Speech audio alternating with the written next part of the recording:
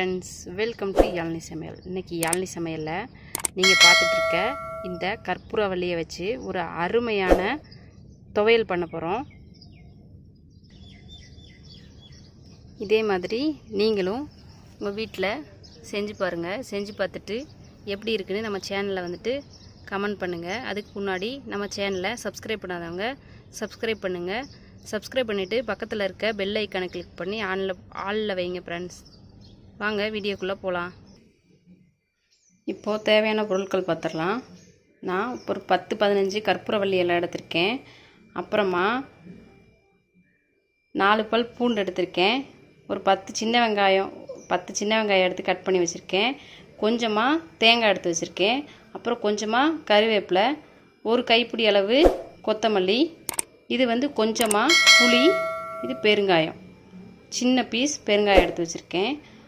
அதோட 2 table spoon துவரம்பருப்பு, 1 table spoon உளுந்து எடுத்து வச்சுருக்கேன். அப்புறம் இது கூட 4 காஞ்ச மிளகாய் எடுத்திருக்கேன். 2 டேபிள் ஸ்பூன் எண்ணெய் ஊற்றிக்கலாம். எண்ணெய் காயட்டும்.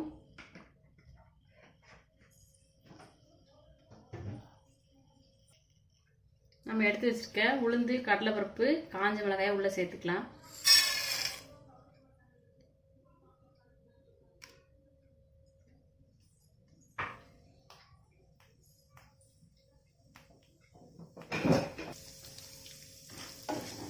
நம்ம உளுந்தும் கடலைப்பருப்பும் லைட்டாக வாசனை வரணும். லைட்டாக செவக்க நம்ம நல்லா வறுத்துக்கலாம்.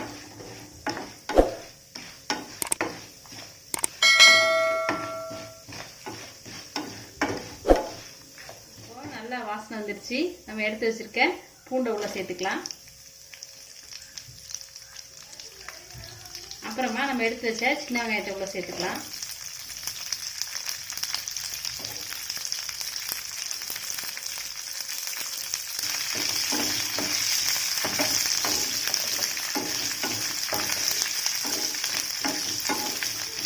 இது நல்லா வதங்கட்டும்.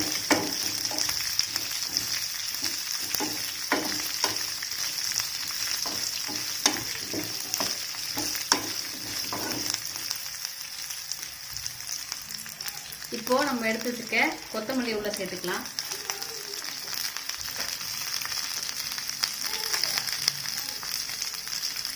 அப்புறமா அது கூடவே நம்ம எடுத்து வச்ச கருவேப்பிலையும் உள்ள சேர்த்துக்கலாம்.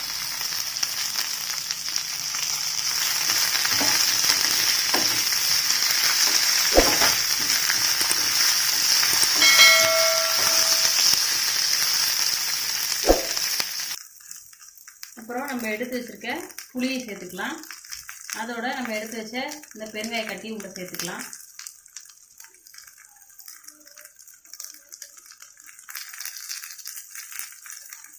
நம்ம எடுத்து வச்சிருக்க ஓமவல்லி இலையை உள்ள சேர்த்து இந்த ஓமவல்லி இலை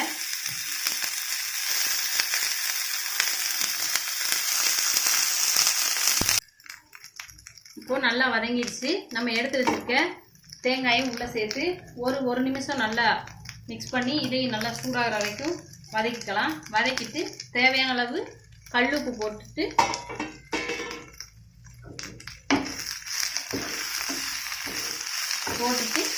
ஆற வச்சு நம்ம மிக்சியில் போட்டு அரைச்சி எடுத்து வரலாம்.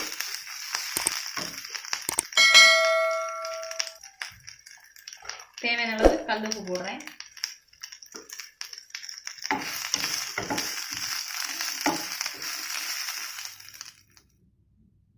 நம்ம ஆற வச்ச எல்லாத்தையும் மிக்சியில் போட்டு அரைச்சி எடுத்துகிட்டு வந்தாச்சு. இதே மாதிரி நீங்களும் உங்கள் வீட்டில் செஞ்சு பாருங்கள். தேங்க்யூ ஃபார் வாட்சிங்.